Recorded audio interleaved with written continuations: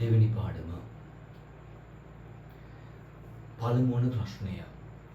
ප්‍රාග්ඓතිහාසික මානවයා ජනාවාස තෝරා ගැනීමේදී සැලකිලිමත් වූ සාධක.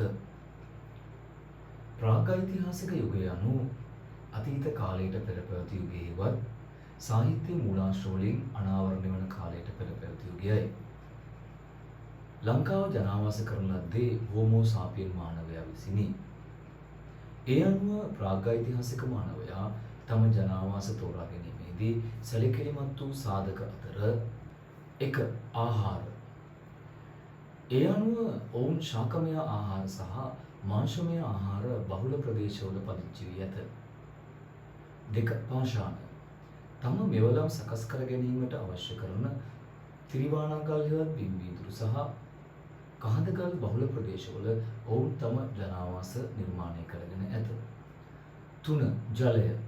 ඒ අනුව ඔවුන් තම පරිභෝජනයට අවශ්‍ය ජලය බහුල ප්‍රදේශවල ජනාවාස නිර්මාණය කරගෙන ඇත.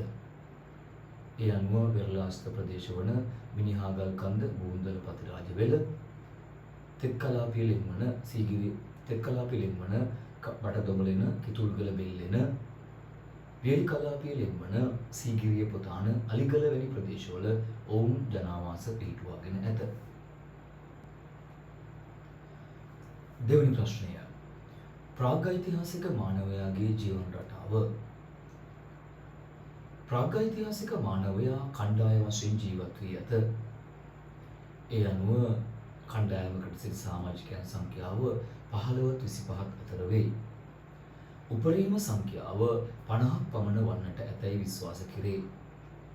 එයට ලැබී ඇති සාධක අතර බණ්ඩාරවල චර්චිල් නම් ස්ථානයේ වර්ග මීටර 150ක පුද්ගලයන් 25 දෙනෙක්ද, බෙල්ලම්බැඳි පැලස්සේ වර්ග මීටර 150ක පුද්ගලයන් 30 දෙනෙක්ද ජීවත් වූ බවට සාධක හමු වෙයි.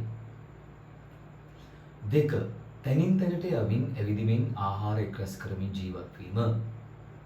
ඒ අනුව ඔවුන් දිනකට සැතපුම් 7ක් පමණ ආහාර එක්රැස් කිරීම සඳහා ඇවිද ගිය බව සඳහන් වේ. 3. අවමංගල්‍ය චාරිත්‍ර. කෙනෙකු මිය ගිය පසු ගල්ලෙන තුලම අම් කැබැල්ලකින් හෝ ලී කැබැල්ලකින් නොගැබරු වලක් හාරා මිනිය දමා කොරළොඩු වලින් වසා දමයි. 3 වෙනි ප්‍රශ්නය. ප්‍රාග්ඓතිහාසික මානවයාගේ ආහාර රටාව. ප්‍රාග්ඓතිහාසික මානවයා ශාකමය ආහාර සහ මාංශමය ආහාර ලබාගෙන ඇත.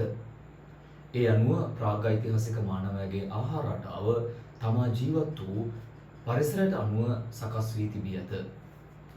ඒ අනුව වියලි කලාපීය මානවයින් ඒ ප්‍රදේශවල බහුලව සිටි ගෝනා, වල්ලූරා, තිත්මුවා, වලි කුකුලා, හබන් කුකුලා වැනි මාංශමය ආහාර ලබාගෙන ඇත.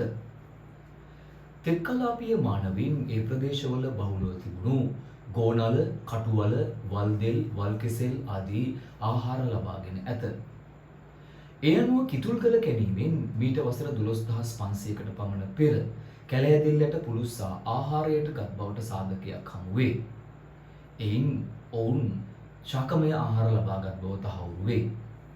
වෙරළාශ්‍රිත මානවයින් ඒ ප්‍රදේශවල බහුලව සිටි මුහුදු බෙල්ලන් සහ කකුළුවන් ආහාරයට ගෙන ඇත.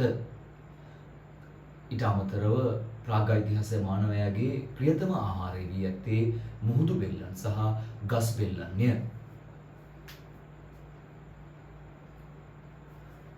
ප්‍රශ්න අංක 4. ප්‍රාග්ඓතිහාසික මානවයාගේ තාක්ෂණය. ප්‍රාග්ඓතිහාසික මානවයාගේ තාක්ෂණය සම්පූර්ණයෙන් රැඳී ඇත්තේ පාෂාණ මෙවලම් මතය.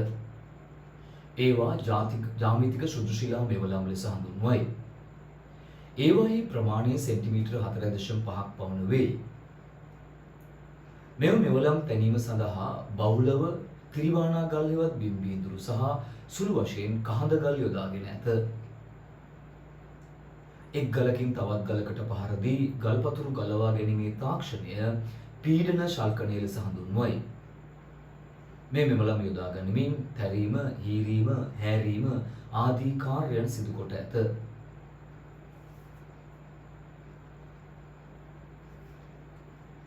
ප්‍රශ්න අංක 5. ප්‍රාග්ඓතිහාසික මානවයාගේ අභිචාර.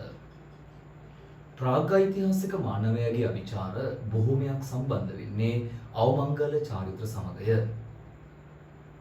ඒ අනුව කෙනෙකු මිය ගිය පසු ගල් එනතුරම අංකැබැල්ලකින් හෝ ලී කැබැල්ලකින් නොගැඹුරු වලක් හරහා මිනිය දමා කොළඩොලින් මසා දමයි.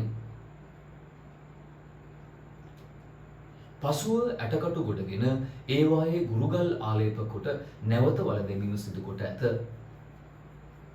ඒට ලැබී ඇති සාධක අතර රාවණා ඇල්ල ගල් ගුහාවෙන් හරිවැදින් දෙකට බෙදෙනසේ සිදුරු විදන ලද හිස් කබලක එක් පසක රතු පාට ගුරුගල් ආලේප කොට ඇත. එහි උස් තැන් ගලක අතුල්ලා උපමට්ටම් කොට ඇත.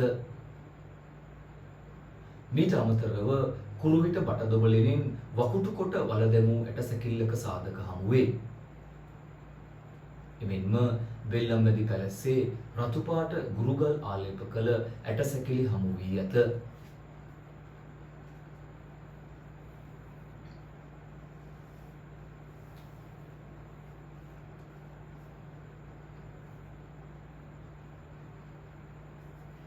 හයවෙනි ප්‍රශ්නය. පූර්ව ඓතිහාසිකයේ ජීවන රටාව. පූර්ව ඓතිහාසික යුගය යනු ප්‍රාග්-ඓතිහාසිකයේ අවසානයත් ඓතිහාසික යුගයේ ආරම්භයත් අතර කාලයයි. ඒ අනුව පූර්ව ඓතිහාසිකයේ ජීවන රටාවේ දැකිය හැකි ලක්ෂණ අතර 1. ඔවුන් කෘෂි කර්මාන්තය ආරම්භ කළද තවදුරටත් පාෂාණ මෙවලම් භාවිතා ඔවුන් කෘෂි කර්මාන්තය ආරම්භ කළද තවදුරටත් දඩයම් කළ බවට සාධක හමු වේ. ඒ අනුව උඩරංචා මඩම නිවාසය අසලින් ගෝනා, වල්ලූරා, තිත්මුවා වැනි සතුන්ගේ ඇටකටු හමුවීමෙන් මෙය තහවුරු වේ. පූර්ව ඓතිහාසිකයේදී ලෝහ භාවිතය ආරම්භ කළද ඔවුන් තවදුරටත් පාෂාණ මෙවලම් භාවිතා කළ බවට සාධක හමු වේ. පූර්ව ඓතිහාසිකයේ ජීවනටාවේ තවත් එක් අංගයක් නම් රූපලාවන්‍ය කටයුතුයි. ඒ අනුව උඩරංචා මඩම නිවාසයෙන් ඇස් වර්ණ ගැනීමටගත් ලෝහ කූරක්, ශරීර වර්ණ ගැනීමටගත් රතු සහ කහ පැහැති ගුරුගල් දෙකක්, සියුම් මැටි පබළුවක් හමු වී ඇත. 7 වෙනි ප්‍රශ්නය. පූර්ව ඓතිහාසිකයේ තාක්ෂණය. 1. නිවාස තාක්ෂණය. ක්‍රිස්තු පූර්ව 1129ට අයත් උඩරංචා මඩම නිවාසය ගිලාන ඔබසෙනසේ පොළොවට කළුගල් අතුරා අතිවාරමක් යොදා පොළොවට ලම්බකව බිත්ති ඉදිකර චතුරස්‍රාකාරව වහලයට ඉලුක් හෝ පන්සෙවිලි කොට නිර්මාණය කර තිබීම. 2. මැටි බදුන් තාක්ෂණය. ඒ අනුව සුදුසු මැටි වර්ග හඳුනාගෙන ඒවා පදම් කොට සකපොරුවේ තබා සරල තාක්ෂණයෙන් සකස් කොට රතු සහ සුදු වර්ණයෙන් වර්ණ ගන්වා සුදුසු උෂ්ණත්වයකින් පුළුස්සාගෙන නිර්මාණය කරගෙන ඇත. 3. ලෝහ තාක්ෂණය. ඒ අනුව ලෝහ වර්ග හඳුනාගෙන ඒවා උණු කොට උපකරණ සකස් කර ගැනීමෙන් කැලෑ කැපීම, අස්තරු නෙලීම, වගාවීම් සකස් කිරීම ආදී කටයුතු පහසු කරගෙන ඇත. 8 වෙනි ප්‍රශ්නය. පූර්ව ඓතිහාසිකයේ අවමංගල්‍ය චාරිත්‍ර. පූර්ව ඓතිහාසිකයේ විධිමත් අවමංගල්‍ය චාරිත්‍ර ක්‍රමයක් පැවති බවට සාධක හමු වේ. ඒ අනුව 1. මහා ශිලා සුසානේවත් ශිලා මංජුසා සොහොන්. ඒ අනුව ගල්පතුරු 4කින් වට කළ සොහොන් ගැබක මිනිඇලු සහිත මුට්ටිය තබා තවත් ගල්පතුරකින් වසා දමා ඇත. ක්‍රිස්තු පූර්ව 750 කාලයට අයත් වන මේවා දඹුල්ල ඉබ්බන් කටුව, ගලේවල යටිගල් පොත්ත, යාපහුව ගල් සොහොන් කනත්ත වැනි තැන්වලින් හමු වේ. මැටිඔරු සුසාන.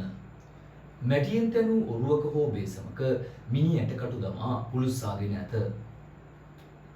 බෙරගල සහ හල්දුම්මුල ප්‍රදේශවලින් මේට අයත් සාධක හමු වේ. මේවා මීට වසර 3350කට වඩා පැරණිය. 3. බරණි ක්‍රමය. ඒ අනුව මිනිඅලු සහිත කුඩා මුට්ටිය විශාල මුට්ටියක දමා වල දැමීම. ප්‍රශ්නාංක 9. මුල් ඓතිහාසිකයේ ජනාවාස ව්‍යාප්තියට බලපෑ සාධක. මුල් ඓතිහාසික යුගය යනු ක්‍රිස්තු පූර්ව 450ත් ක්‍රිස්තු වර්ෂ 300ත් අතර කාලයයි. මෙකල ජනාවාස ව්‍යාප්තියට බලපෑ සාධක අතර එක වර්ෂාව. ඒ අනුව වාර්ෂික වර්ෂාපතනය මිලිමීටර 1000ත් 1250ත් අතර ලැබෙන වියලි කලාපය මෙකල ජනාවාස සඳහා තෝරාගෙන ඇත. දෙක පස. ඒ අනුව කෘෂිකර්මාන්තයට යෝග්‍ය සාරවත් රතු දුඹුරු පසක් සහිත ප්‍රදේශ මෙකල ජනාවාසකරණය සඳහා තෝරාගෙන ඇත. 3 භූමිය.